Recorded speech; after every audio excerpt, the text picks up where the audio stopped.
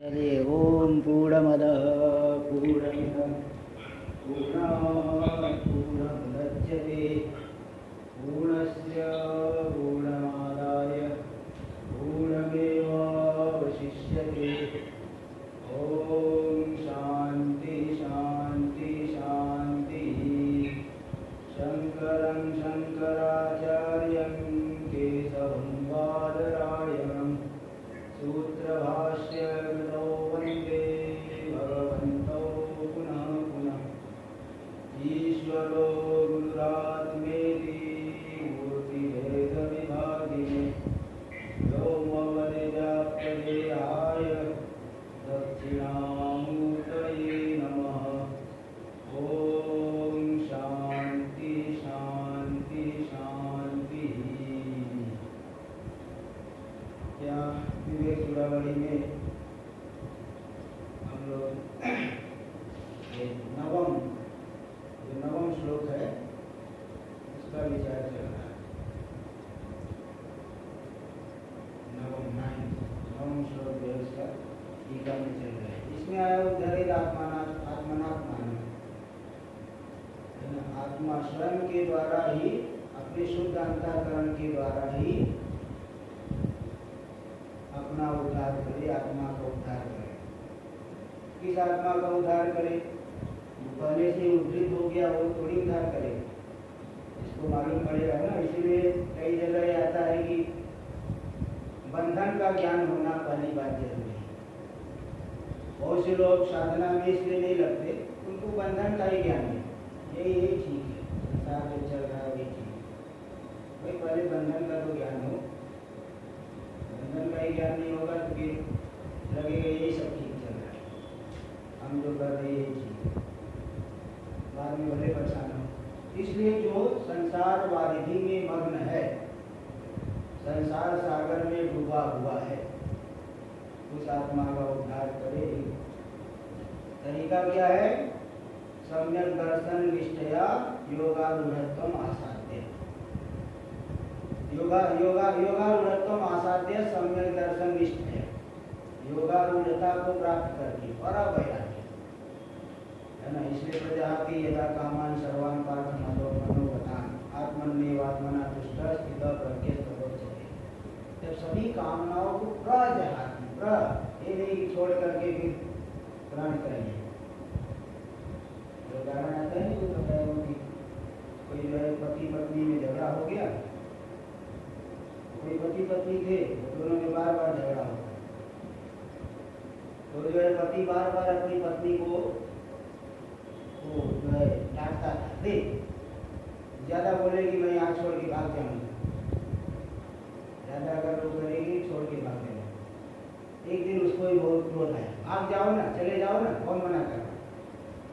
वो जाना तो नहीं चाहता, लेकिन ऐसा बोल दिया, तब बेचारे को मन मार करके वहां से निकल करके गया, कहीं दूसरे शहर में गया, किसी बड़े शहर में, 2-3 दिन तक वो फुटपाथ पे जो है सोया, धक्के खाया। फिर वहां से अपनी पत्नी को चिट्ठी लिखा, देख तू घबराना नहीं है, तू घबराना नहीं, मैं आ रहा हूँ। उसकी पत्नी ने कहा मैं नहीं घबरा रही, तू ही घबरा रही, मैं नहीं घबरा रही, तू ही घबरा रही। ऐसे ही मतलब यहाँ इसलिए बताया योगारूढ़त्व प्रजापति यदा का प्रकृष्ट रूप से जब कामनाओं को छोड़ देता है, अच्छी तरह से सभी कामनाओं का परित्याग करके जब सम्यक दर्शन में निष्ठ हो जाएगा, तभी समझ लो आत्मा का उद्धार हो गया। इसलिए यहाँ पे योगारूढ़त्वम आसाध्य सम्यक दर्शन निष्ठया संसार वारिधौ मग्नम आत्मानम आत्मना उद्धरे। शुद्ध अंतःकरण के द्वारा आत्मा का उद्धार करेंगे। अब इसमें बताइए दे रहे थे कि इसमें मन 2 प्रकार का है। एक तो बंधाय विषयासक्तम श्रूयते ही मन एव मनुष्याणां कारणं बंध मोक्ष, ये बताया। और एक तो बंधन विषय में जो आसक्त है बंधन के लिए हेतु बनता है, और निर्विषय मन हो गया, सारी वासनाएं निकल गई, तो ये मन मुक्ति के लिए हो जाता है। इसलिए बताया कि जो संसार सागर में कौन डूबा हुआ है, जो विवेचन से शून्य है ना, शरीर आदि को आत्मा मान ले रहा है, शरीर आदि में आसक्त होना, यही है संसार सागर में डूबना। ये बात पंक्ति में वो टीका में आया था, टीका पेज नंबर 8 पृष्ठ पे, वो टीका बीच में ही चल रहा था, ठीक बीच में। आज जो श्लोक आया मन योग निश्चयाणाम, उसके 2 पंक्ति नीचे, अतः एवं जो है संसार परिधि वर्णन, अतः श्रवण मननादि शास्त्रीय संस्कार संस्कृतम मनो यदा भवति। इसीलिए जब विवेचन करेगा, वैराग्य प्राप्त होगा, समाधि संपत्ति कुछ आएगी उसके अंदर, थोड़ी आएगी पूरी तरह से, तो फिर साधना करते करते आएगी।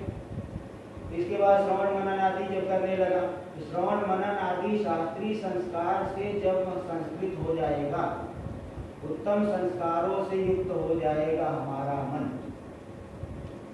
तो जब उत्तम संस्कारों से युक्त हुआ, तदा ब्रह्म शून्यम, वही मन ब्रह्म से रहित हो जाता है। ब्रह्म शून्य, वह ब्रह्म से शून्य हो, ब्रह्म से शून्य है ना, ब्रह्म से शून्य हो गया।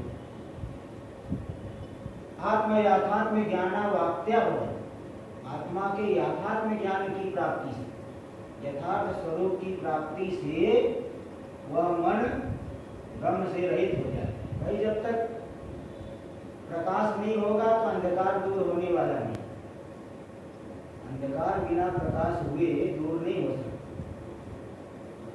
इसलिए इसी प्रकार यहाँ पे रजत का ज्ञान हो रहा था, जब तक अधिष्ठान को हम नहीं देखेंगे तब तक वह रजत भ्रांति हटेगी।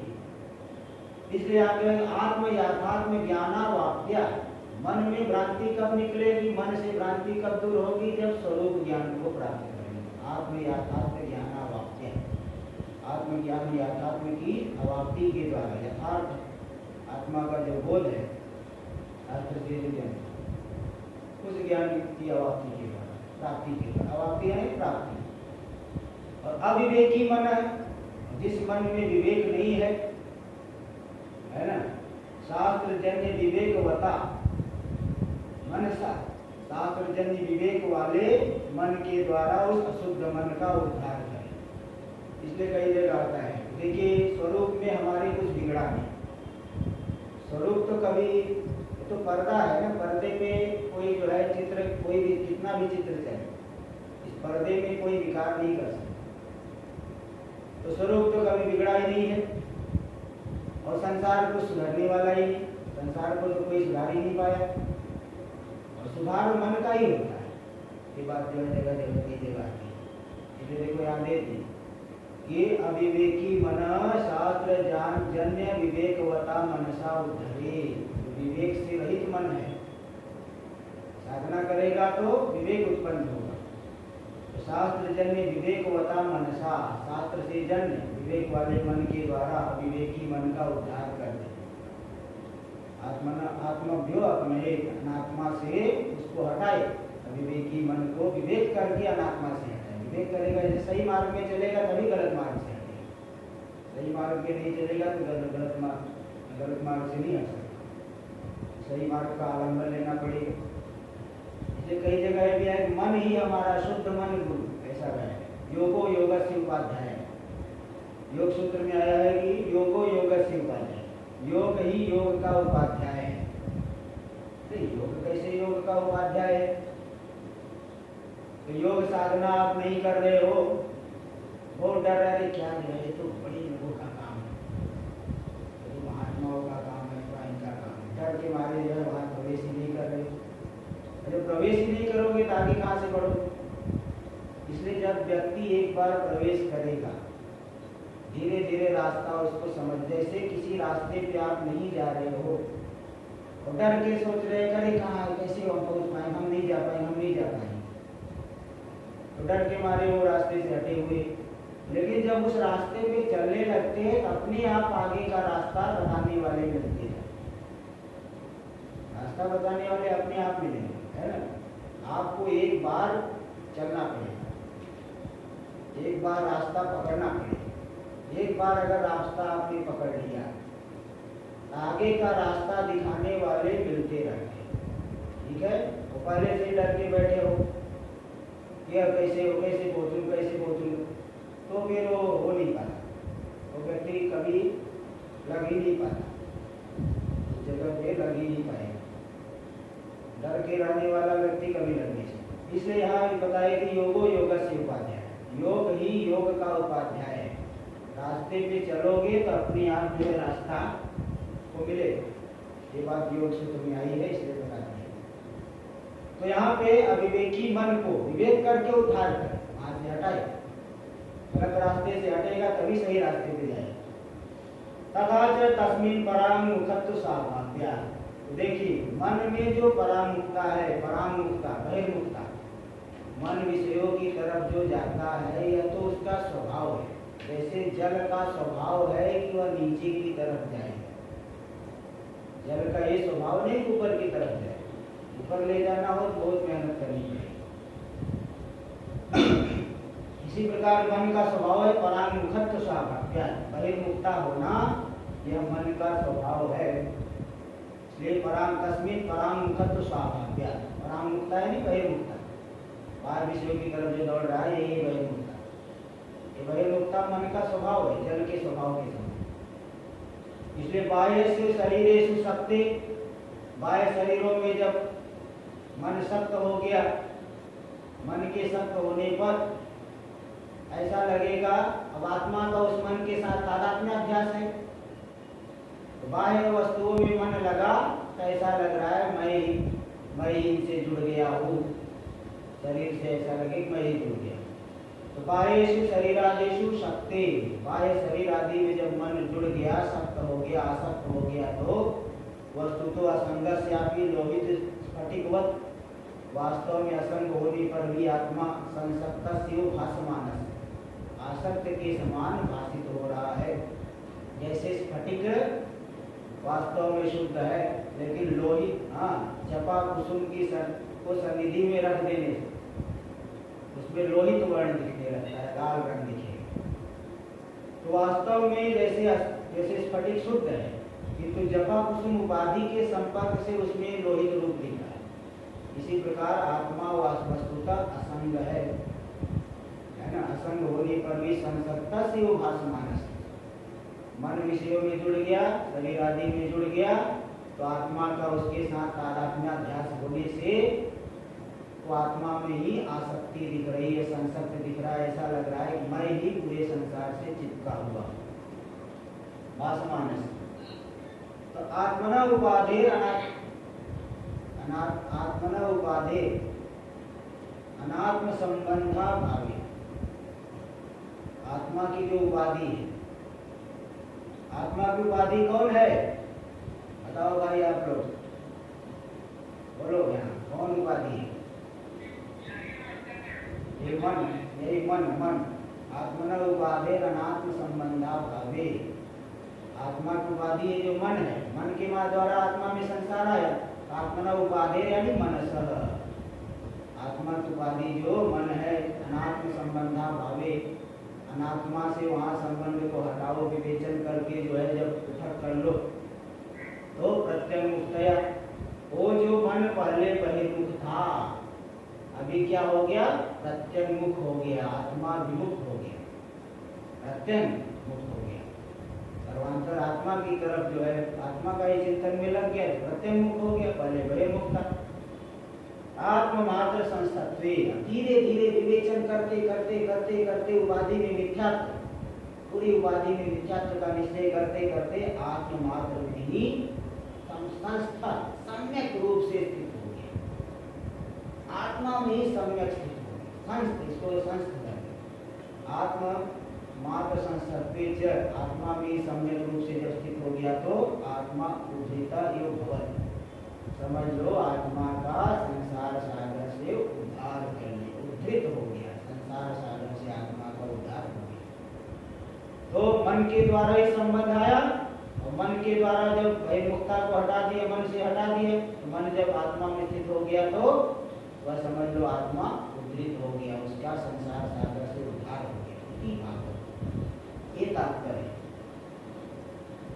संसार वारिधो मग्नम आत्मा, संसार समुद्र में, वारिधि यानी समुद्र, उस समुद्र में जो मग्न डूबा हुआ है आत्मा, डूबने का मतलब शरीर आदि में जो आसक्त है, ये यही डूबना है। उस आत्मा को योगारूढ़त्व आसाध्य, योगारूढ़ता को प्राप्त करके पर वैराग्य, उत्तम वैराग्य, प्रजाति यदा कामन, उसी न्याय से, उसी गीता में कही गई रीति के अनुसार योगारूढ़ता को प्राप्त करके सम्यक दर्शन निष्ठया, सम्यक दर्शन में निष्ठा, निष्ठा का अर्थ बताया था पिछली बार, पिछले पाठ में, नितराम स्थिति, निष्ठा मतलब नितराम स्थिति, पूरी तरह से उसमें स्थित हो जाए। ये नहीं कि किसी अभी तो सुन लिए थोड़ा सा हो गया, किसी ने हिला दिया जो अरे नहीं, ऐसा भी हो सकता है। थोड़ा ज्ञान हो गया, किसी ने दूसरा बोल दिया, दूसरा सोचने लगे, ऐसा भी हो सकता है, ऐसा भी हो सकता है। वो ज्ञान तो हुआ किंतु संशय से ग्रस्त हुआ, निष्ठा उसको नहीं करते। निष्ठा मतलब पूरी तरह से एकदम दृढ़ हो गया कि यही ठीक है। तो सम्यक दर्शन निष्ठा के द्वारा आत्मना, शुद्ध आत्मा के द्वारा संसार में जो डूबा हुआ आत्मा है उसका उद्धार कर ले, जीव का उद्धार कर ले। उद्धारे रीति अन्वय योगारूढ़ता रूढ़त्वम विषयदयन एवं। अब योगारूढ़ता जो बताई पूर्व श्लोक में, ये अभी 9 श्लोक नंबर 9, इसके जो योगारूढ़त्व को बताया गया उसी का स्पष्टीकरण आगे करेंगे। दशम नंबर 10, श्लोक नंबर 10 में, दशम श्लोक में बता रहे विषयदयन एवं श्रवण मनन निधिध्यासनानि संन्यास उत्तर कालिकानि। श्रवण मनन निधिध्यासन में संन्यास उत्तर कालिक, संन्यास का मैं बता दिया था, वो मुख्य संन्यास है तीनों इच्छाओं का परित्याग करना, वो तो आप घर में रख करके वो मुख्य सन्यासी बन सकते हो, केवल चिन्ह धारण करने से ही ज्यादा लाभ नहीं होता। तो संन्यास के उत्तर काल में जो होने वाले श्रवण मनन निधिध्यासन है, तो सम्यक दर्शन निष्ठा वाप्ति साधना है। यही जो संन्यास ऐषणात्रय का परित्याग पूर्वक जो श्रवण मनन निधिध्यासन है, वह सम्यक दर्शन निष्ठा की अवाप्ति का साधन है, प्राप्ति का साधन है। सम्यक दर्शन में निष्ठा तभी होगी जब तीनों ऐषणाओं का परित्याग करके आप श्रवण मनन निधिध्यासन करोगे, तभी सम्यक दर्शन में नितराम स्थिति बन पाएगी। इसलिए सम्यक दर्शन निष्ठा वाप्ति साधना है।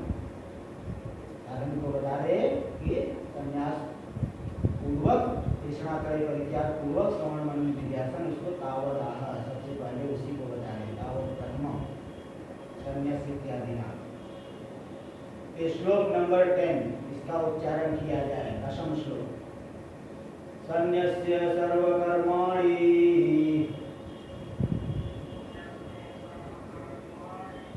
भवबन्ध विमुक्तये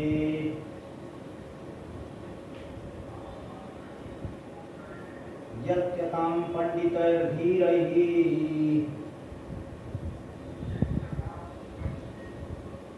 आत्माभ्यास उपस्थितैः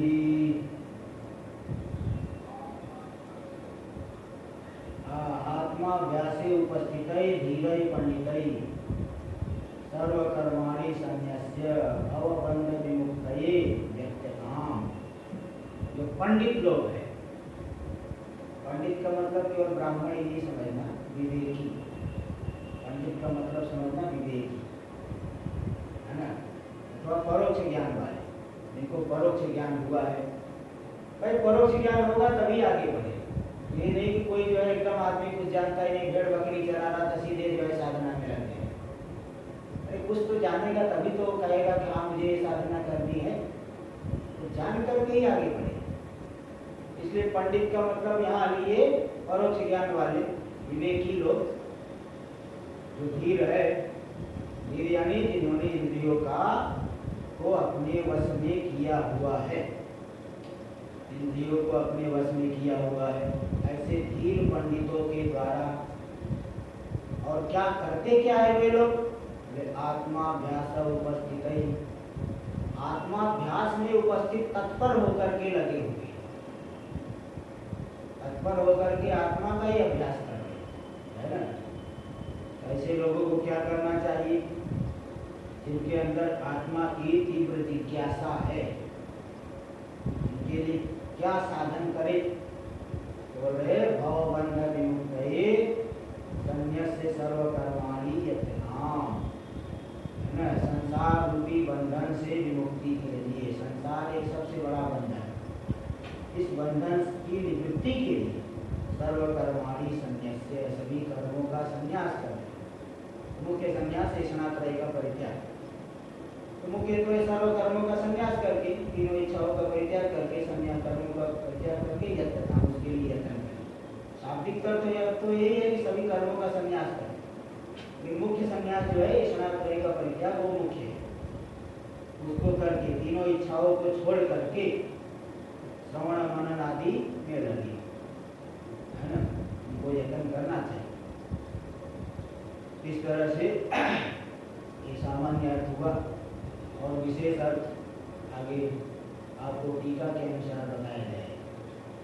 क्योंकि मैं पहले ही बता दिया, हो सकता है आप लोग विवेक चूड़ामणि पढ़े होंगे, लेकिन ये जो टीका है ना, शंकराचार्य जी, श्रृंगेरी के शंकराचार्य स्वामी चंद्रशेखर भारती मास हैं, इनके द्वारा विरचित वो भी जीवन मुक्त महापुरुष, जीवन मुक्ति दशा में ही उन्होंने लिखा, इसलिए बहुत ही उत्कृष्ट टीका है। टीका देखी जाए कुछ नई बातें आपको मिलेगी। सर्वकर्माणि संन्यस्य, सभी कर्मों को छोड़कर।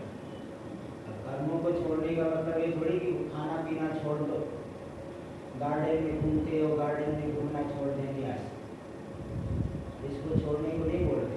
इसलिए देखो कर्म कांडोक्तानि, कर्म कांड में जो कर्म कहे गए है ना, कोई भी आदमी गृहस्थ बनता है, जब जो पवित्र आदि करा के गृहस्थ बनता है, उसके लिए कई प्रकार के कर्म होते हैं, शास्त्र विहित कर्म, है ना। उन कर्मों को, ये जो कर्म कांड में कहे गए कभी सभी कर्म है, उनको संन्यास यानी स्वरूपतो भी परित्यज्य, स्वरूपता छोड़कर भवबंध विमुक्त, संसार रूपी बंधन से मुक्ति के लिए। मतलब क्या है? मतलब यह सांसारिक बंध निवृत्ति हेतु भूत सम्यक दर्शन निष्ठाये, सांसारिक बंधन की निवृत्ति का हेतु भूत है सम्यक दर्शन निष्ठा, है ना। सम्यक दर्शन में वितराम स्थिति, ये सांसारिक बंधन के निवृत्ति का कारणभूत है। उस सम्यक दर्शन आत्मज्ञान में निष्ठा के लिए, ब्रह्म निष्ठा के लिए यत्न करना चाहिए। कौन यत्न करेगा? पंडित है, ये विशेषण दिए पंडितों के बारे में। पंडित जो है, पंडित का मतलब आत्म विषयक परोक्ष ज्ञान वाली, आत्म विषयक जिसको परोक्ष ज्ञान है। देखो तीन प्रकार का ज्ञान होता है, ये बात समझ लें। किसी भी वस्तु के विषय में तीन प्रकार का ज्ञान हो सकता है। एक तो होता है आपात ज्ञान, आपात ज्ञान। दूसरा होगा परोक्ष ज्ञान, तीसरा होता है अपरोक्ष ज्ञान। पहला आपात ज्ञान, सामान्य रूप से कुछ भी सुन लिया, सामान्य रूप से कुछ भी सुना, है ना। जैसे किसी ने, कोई व्यक्ति जो है रामेश्वरम नहीं गया,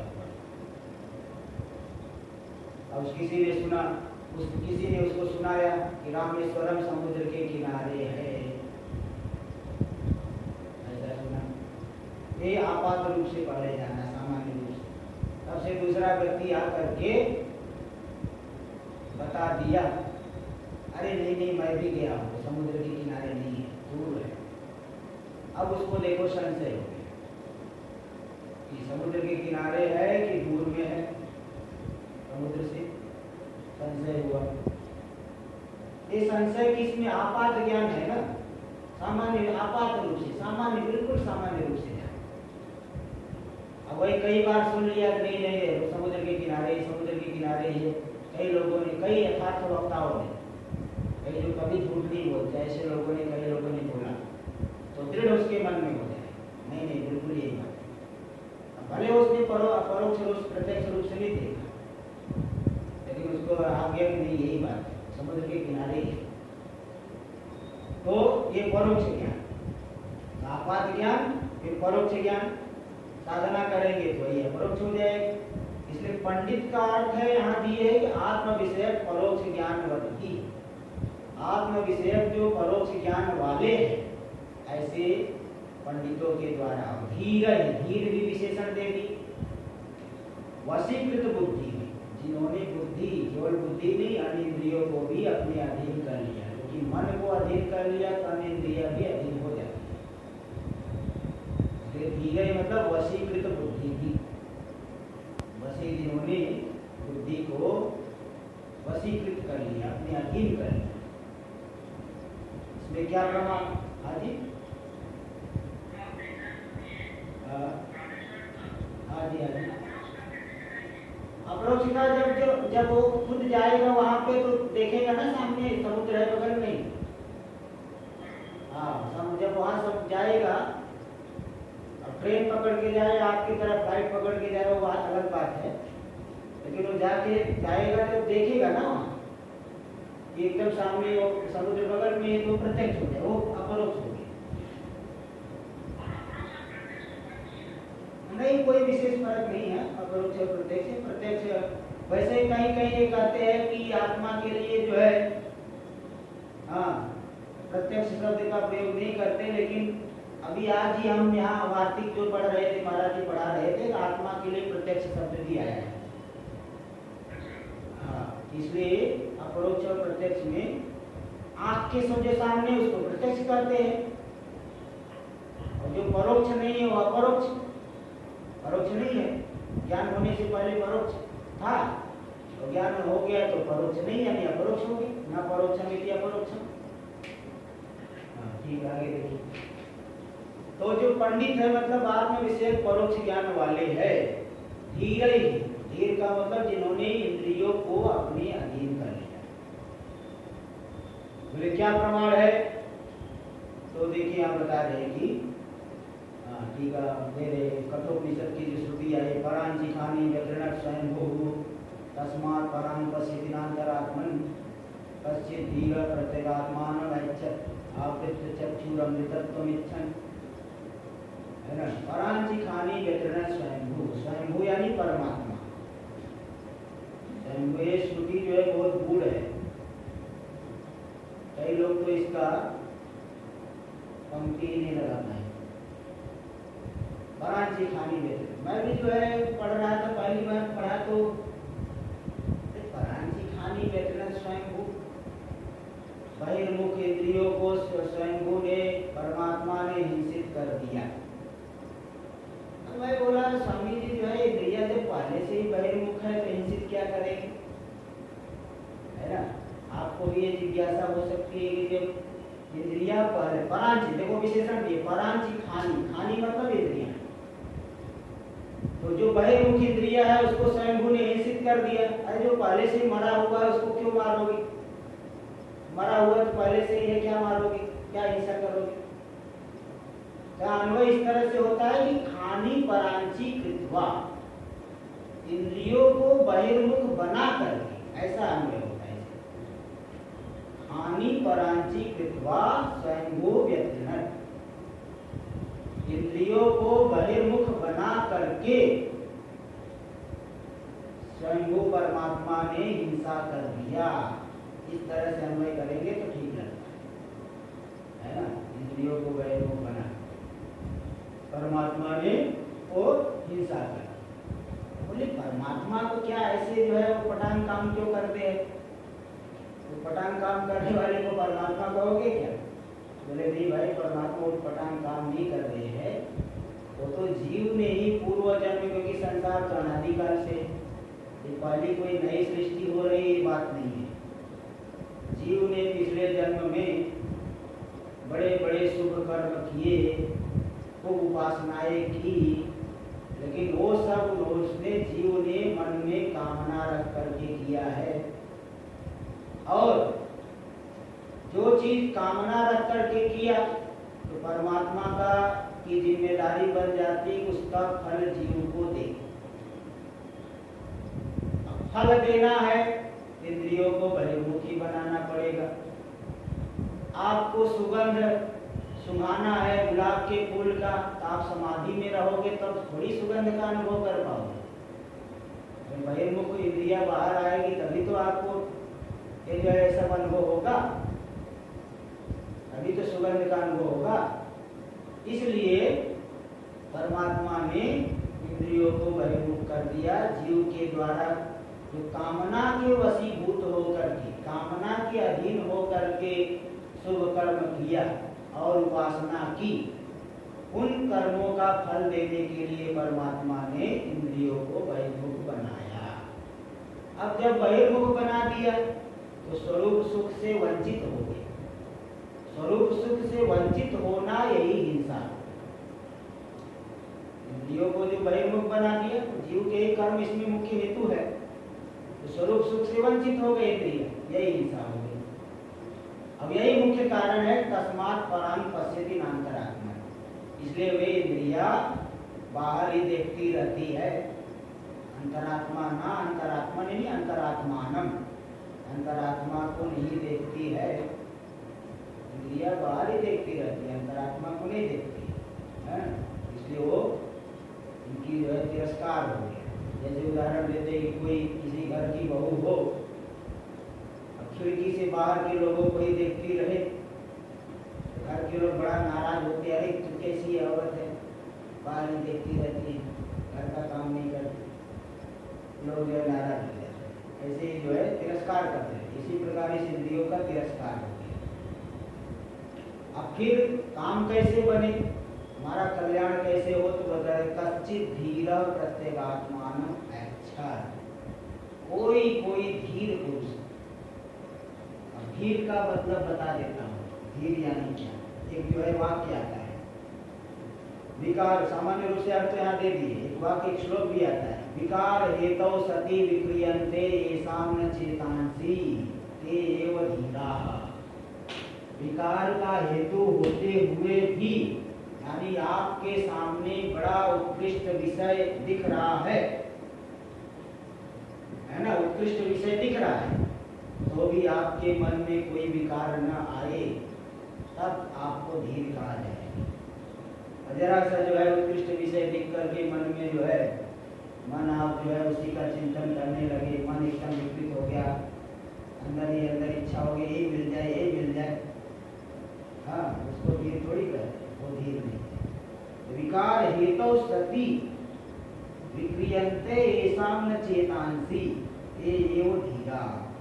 विकार का हेतुभूत विषय सामने होने पर भी जिसका मन विकृत न हो, वही मन वही धीर पुरुष माना जाए, उसी को धीर कहते हैं, है ना, बाकी धीर नहीं, वही धीर कहते हैं। और इसमें एक प्रमाण आपको मैं और देता हूँ, पंचदशी में एक श्लोक आया है, धीरत्वम अक्षर, पंचदशी के 11वें अध्याय का 124 नंबर का श्लोक अगर आप देखेंगे आपको ये बात मिल जाए। प्रकरण 11:124 124 नंबर का श्लोक है। धीरत्वम अक्ष प्राग्वल्ले, क्या आनंदास्वादवांछया तिरस्कृत्याखिलाक्षाणि तच्चिंतायां प्रवर्तनम्। धीरत्व, धीरत्व क्या है? धीरत्व क्या है? बोले अक्ष प्राबल्य की, इंद्रियों की प्रबलता होने पर भी, इंद्रियों की प्रबलता होने पर भी आनंदास्वाद वांछे। अब बताओ, यही मैं विषय भोग करते ही विषय भोगी करते रहूंगा तो स्वरूपानंद का कब अनुभव करूंगा? इस तरह से विवेचन करके स्वरूपानंद का आस्वादन करने की इच्छा से तिरस्कृत्याखिलाक्षाणि, सभी इंद्रियों का तिरस्कार करके आत्मा के ही अनुसंधान में लग जाना, ऐसा जो कर सकता है वही धीर। इस तरह से वहां बताएंगे। पंचदशी श्लोक नंबर 11:124, इसको आप देख सकते हैं।